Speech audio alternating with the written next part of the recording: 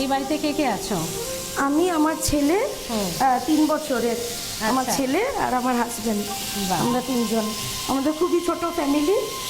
3 বছরের পুচকু মানে তো ওকে নিয়ে সারাটা দিন মানে প্রচুর একদম। সময় ওর পেছনে যায়। সারাদিন ওকে নিয়েই কেটে যাচ্ছে। ওর তারপরে এই সাথেই আমি, রান্নার এত প্যাশন কিভাবে কন্টিনিউ করো? আমার রান্নার পেশেন্ট ছোট থেকেই, মানে আমি আচ্ছা। আমি যখন মানে ক্লাস 9-10-এ পড়ি তখন থেকেই মায়ের হাতে হাতে মানে হেল্প করতাম আর কি। মা জোগাড় করতো, পাশে দাঁড়িয়ে দাঁড়িয়ে দেখতাম। ইভেন আমার দিদা ভীষণ ভালো রান্না করতেন। আচ্ছা। মানে রান্নার কথা ভাবলেই প্রথমে আমার দিদার কথা খুব মনে পড়ে। মানে দিদার হাতের রান্না উনি মানে এখন নেই আর? না, উনি আর নেই। আচ্ছা। তো যাই হোক, মানে বাড়ির এই যে হ্যাঁ। মা দিদাদের হাতের কিছু রান্না, একদমই। সেই রান্নাগুলোর কিন্তু লাজবাব, কোনো রকম কোনো সেটার সাবস্টিটিউট হয় না, তাই না? বলো, ওদের হাতের যে স্বাদ। তো প্রথম কি রান্না করেছিলে বাপের বাড়িতে?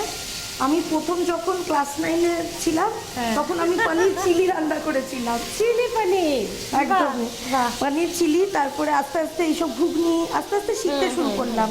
মানে রান্নাটা রিয়াদির বরাবরই হ্যাঁ। প্যাশন।